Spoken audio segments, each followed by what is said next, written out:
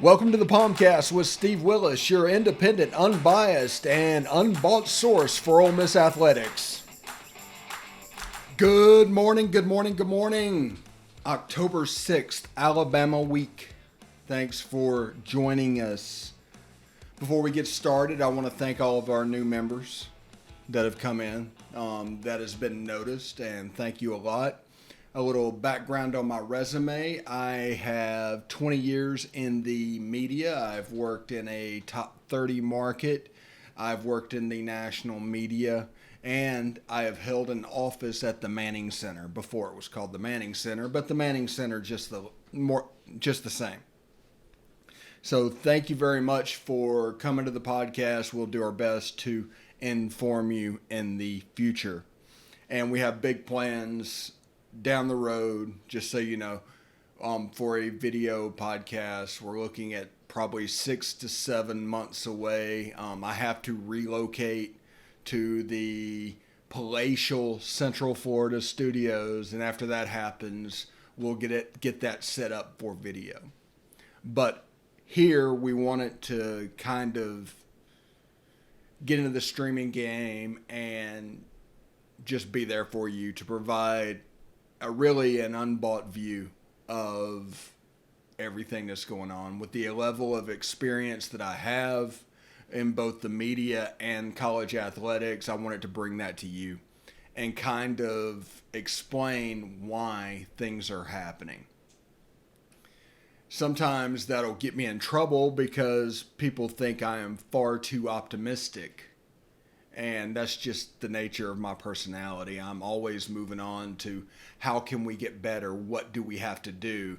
And not dwelling on the failures of the past.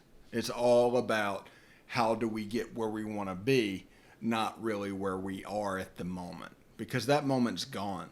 The moment that Kentucky missed that extra point and Ole Miss won that game, that moment is gone. It's time to build on that moment and go to the next game, which is Alabama, and potentially a wet weather game that we need to keep an eye on. The Sunday forecast is going up to 40%, and now they're saying basically the peak of the chance is on Saturday. Now, when that is, we're going to have to pay attention to, but it's looking like it could be a wet weather game, and we'll find out which one of the two quarterbacks is the better wet weather quarterback. Now, I am worried a little about the wind. Mike Leach will tell you at Mississippi State that the wind is the most contributing factor that affects the pass game, not the rain. Most of those guys have big enough hands to grasp the football. But the biggest aspect is the wind, because it's going to affect you throwing the ball downfield. It eliminates the ability to play outside of that 15-yard box. So that is worth paying attention to for this weekend. If you can't throw the ball downfield, and that allows the safeties to play up towards the line of scrimmage, first, you're going to have a much lower scoring game than it could have been. I mean, just by basis that you don't have to defend the deep ball. And right now, that is really Alabama's offense. They're making hay as a pass-first deep ball team. You take that away, what do they become? Najee Harris is a good back, but he does his best work out of the backfield in the pass game. I know everybody is pointing out that Kentucky gained 400 yards rushing. I explained yesterday why that could change. But we will wait to see if Otis Reese is cleared by the NCAA and Sam Williams gets those reps. I saw Tavius Robinson play in a lot of five technique defensive end against Kentucky. The play that I believe he was playing there when Momo Sanogo got the sack and Sam Williams was playing really behind him. So it's something to keep an eye on, because that package on third down and fourth down could be very effective. The problem is you have to get to third down to use it. But remember, this defense is completely designed for the buck and the star to make the plays, and you're supposed to funnel players to him. If they take wrong angles, if they aren't physical enough setting the edge, you've got a problem. And we had a problem last week. Simple as that. Anyway, a little business. Like us on Facebook at facebook.com/POMcast. Join our Facebook group at Positively Ole Miss. Follow us on Twitter at the Stephen Willis, and follow us at Ole Positively. You can also subscribe to our YouTube channel, Positively Ole Miss. Hit the bell for notifications so you know when we are live. And also, you can join our Twitch channel at Positively Ole Miss, all one word. Now, if audio is your bag, you can hear us at Apple Podcasts, Google Podcasts, Spotify, Stitcher, SoundCloud, TuneIn. You can also, I think you can get us at iHeartRadio at this point, and Pandora. But basically, we're everywhere. Our mantra is, we are where you are already. So if you prefer a certain thing, you don't have to go to a different place. We don't ask you to go to a second location. We're here for you, not vice versa. We're never going to extort you for money. We're never going to ask you to go to a second location. That's kind of what we do. Information is yours. It's not mine. It's yours. It's my job to tell you. I'm not going to hold it over your head or demand money from you for a simple act. If you have a question, ask me.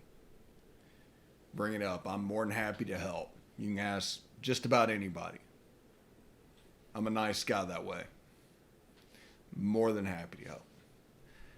But Hurricane Delta coming up through is a Category 2 at the moment. Coming up through, and it's going to hit Oxford sometime Saturday. If that is early Saturday, maybe it's kind of blown out, and you're not dealing with wet weather when the game starts. If it gets there in the afternoon, you're probably dealing with the wet weather. All right, segment 1 in the books. Stick around.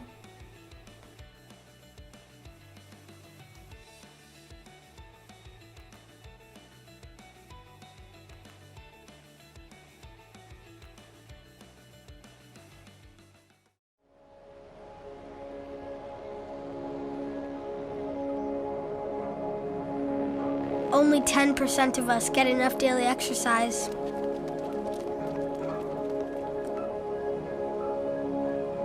And that number is dropping.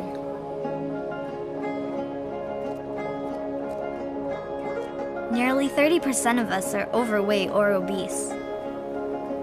We spend 6 hours a day in front of a screen. As a result, we now have a shorter life expectancy than our parents. But give us the right start in sports, and we'll never stop. Learn how at active4life.ca. Hey, this is Stephen Willis from Positively Ole Miss. We're almost done with this break. We'll be back with good information quite soon. The military has been in every generation of my family, and so has VA. It wasn't easy for my dad after Vietnam, but VA helped him and my mom get the home they'd always wanted. My grandpa's been coming to VA since World War II. They even helped him lay to rest one of his battle buddies from Normandy. And me, I followed in their footsteps and served with pride. And now that I'm out of the military, the GI Bill's helping me with school. Every generation of my family has served, and VA has served us all.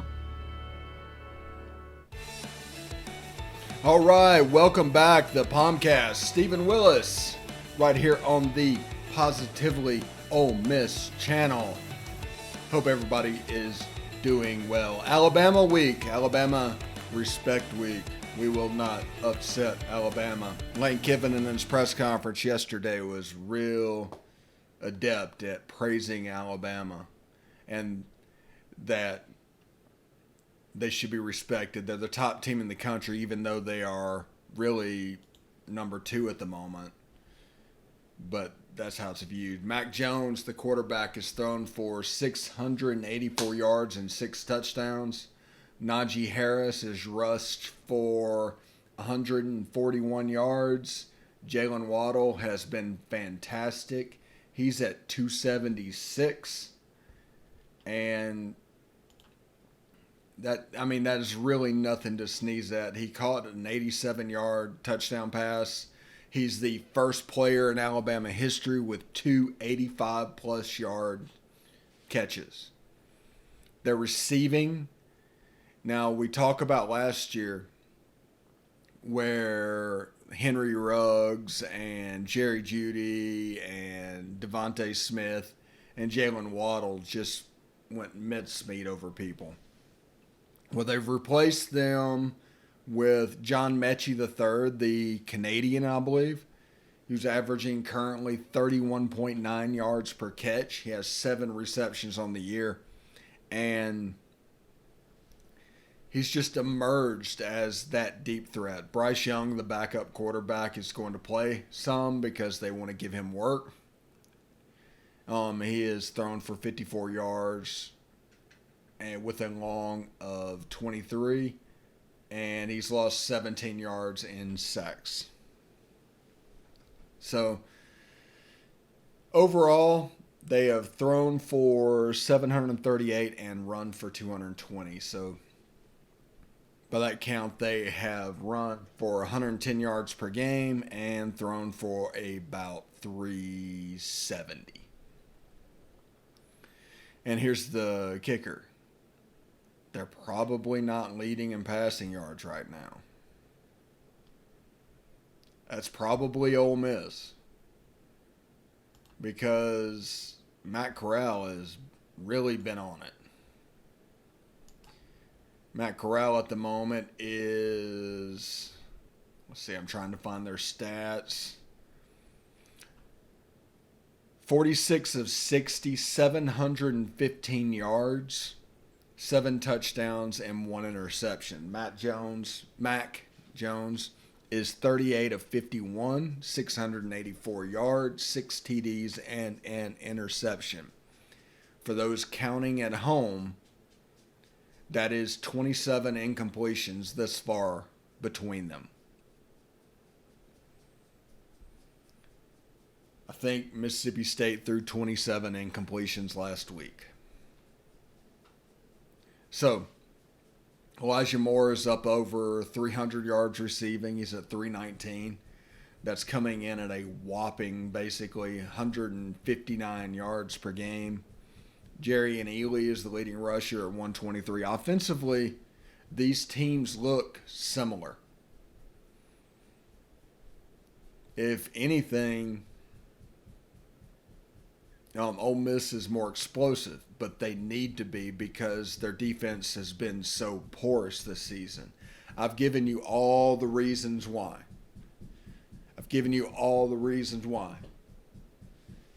From the star and the buck and the alley and the contain and the COVID and the secondary, I've told you why there's problems with the Ole Miss defense. I also admit that recruiting is going to help them get out of this. So you have to get to next year to kind of improve. You kind of are what you are, but we need to be the best version of ourselves, and we have not seen that. Not on the defensive side of the ball. I don't think we've seen it on the offensive side of the ball either, if we're being perfectly honest. So many things like the timing on the jet sweep is going to get better, which is going to affect the linebackers, which is going to open up the tight end game more, which is going to open up Jonathan Mingo and Dontario Drummond running digs behind them. There's just so many things with this system that can get better. And now, right now, we've looked really good. I mean, There's no denying that offensively. We've looked good. We can look better. There's still another gear or two we can get to. Matt Corral has played phenomenal through 2 games, and he is leading this offense, and he looks like he is a perfect fit for what they want to do. So that is an advantage, a step that has been made. Remember, we're only 2 data points in.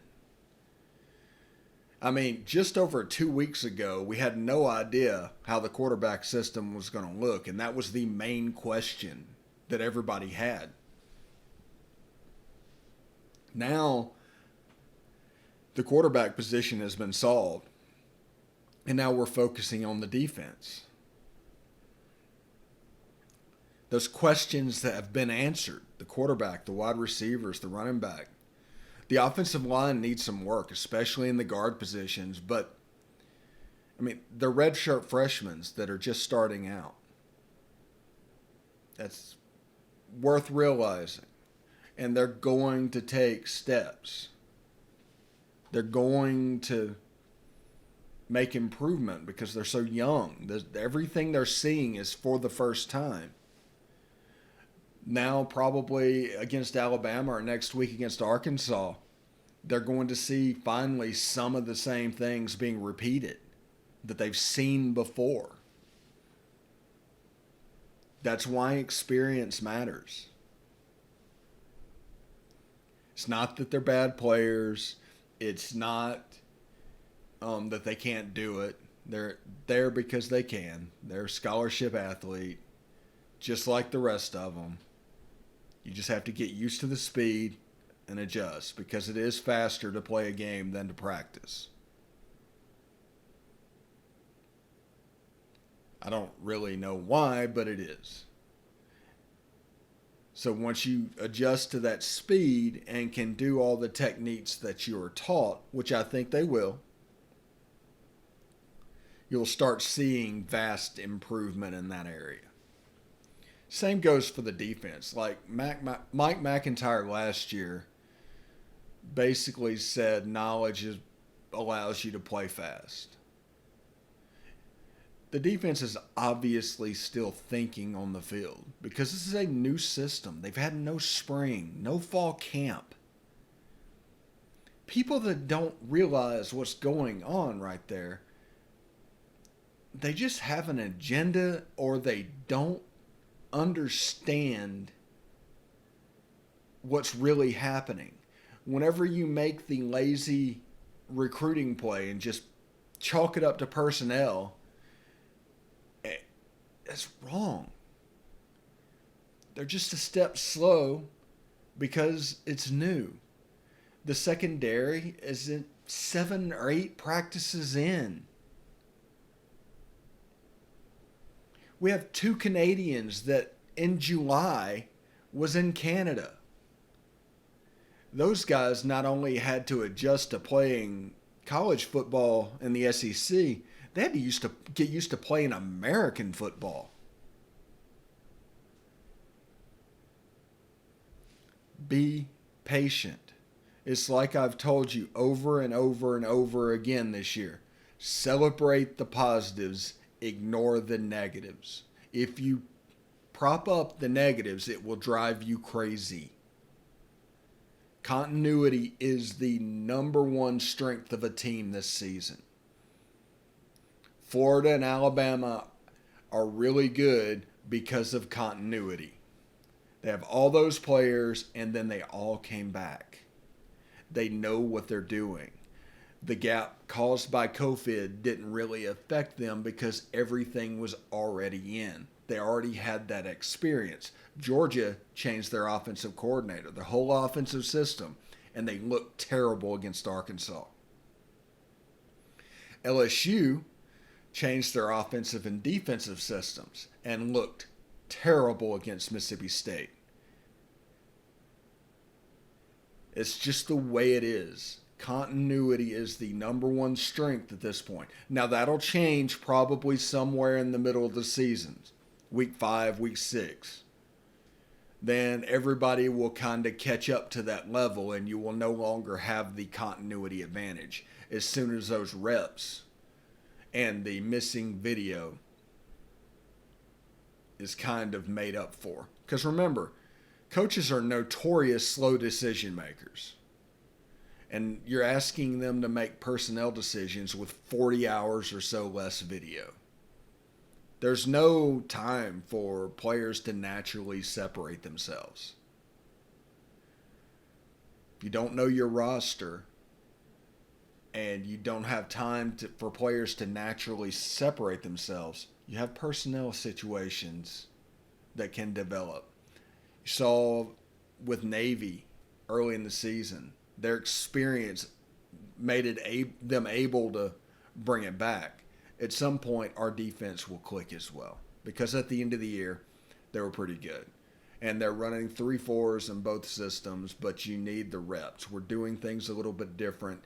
We're directing plays a little bit different. People need to understand that and be patient. 2020 is important, sure. But 2021 is more important. And 2022 is even more important. People need to remember that. This is a rebuild, and we're going to do it correctly. We're not going to skip steps. But you got to get from point A to point B to point C to point D. All right, we're going to take a break. Stick around.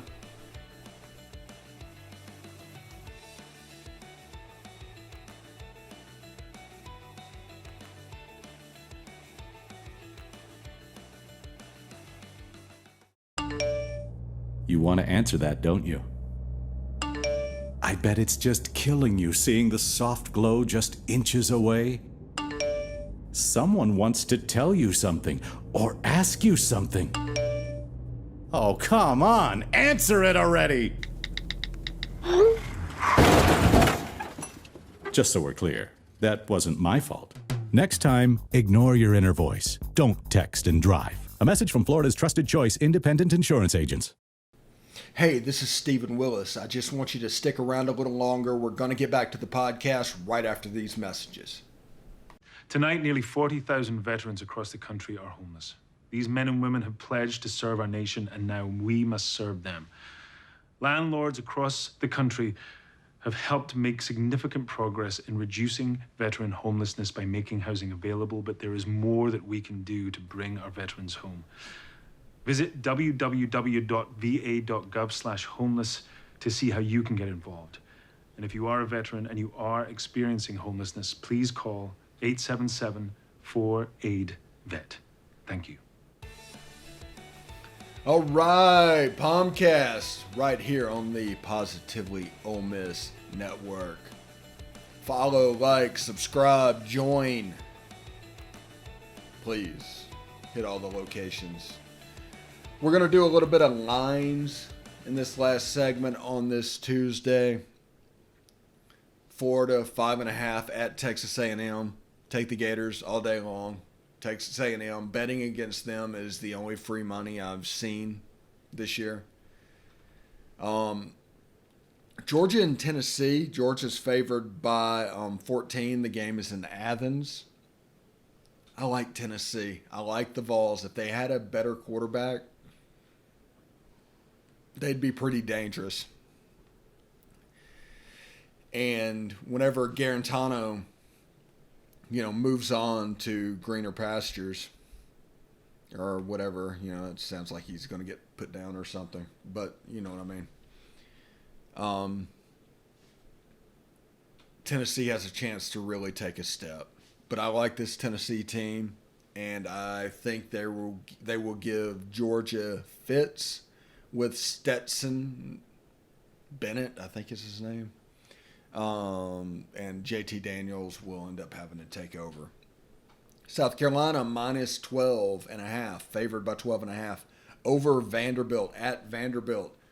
Definitely the Gamecocks there. Vanderbilt, true freshman quarterback, no weapons offensively. They are completely offensively challenged, and they're decent on defense, but it just wears down after 3 and out, after 3 and out, after 3 and out. Arkansas at Auburn, who's favored by 16.5 points. Take solace, Hogs. This would have been in the mid-20s last year. I don't think Auburn is that good. And this is the Arkansas Chad Morris revenge game. I'm kind of waiting on that one. Alabama minus 24 at Ole Miss. Right now, the two best offenses in the conference. I'm looking forward to see with what it looks like with the competition stepping up. And Mississippi State at Kentucky. Kentucky is favored by 3. I look for the Wildcats to pull this one out. Potentially larger than you might expect. And Missouri at LSU. Two teams that are dealing with the continuity problems. I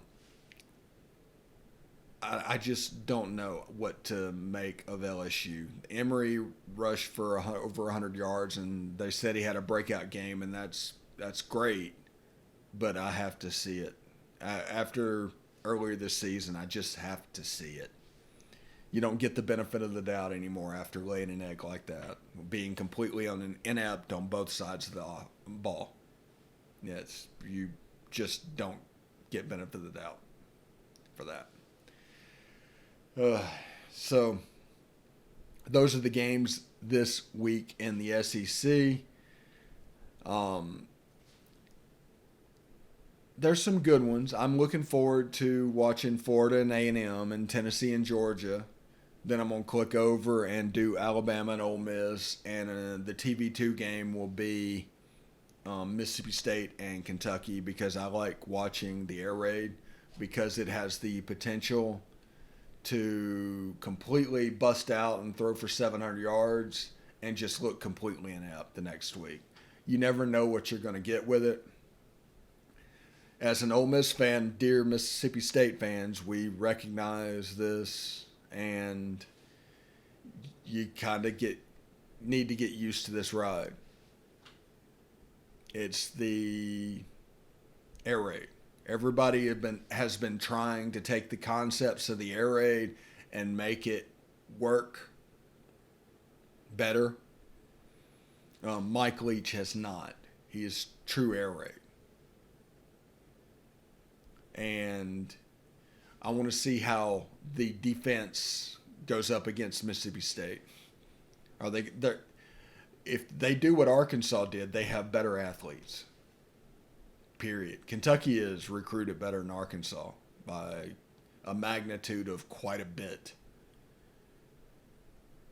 But I don't know that Mark Stoops will be willing to change his stripes like that. So it could open up those crossing routes, which right now looks to be the only weapon that Mississippi State has. And if that happens, they're going to move the ball. Now, they have a blueprint from Matt Corral of how to attack Kentucky's normal defense, but I'm not sure Kentucky is going to play that way. I think they're going to play mostly zone defense if they can. Now, thanks to continuity, everybody's back. They have 17 starters or something like that back. So they can do it. They can make the change. Also, in the Red River rivalry this week, Lincoln Riley is going to start 0-3 for Oklahoma, or Tom Herman is going to start 1-12 in Big 12 play. That's crazy.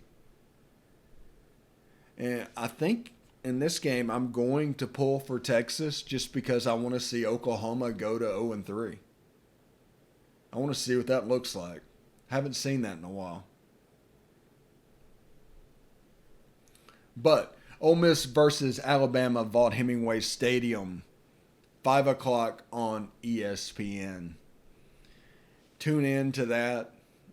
We've got notes where after the game, we didn't do it this past weekend because of the funeral. But thanks for stopping by, and we will see you tomorrow.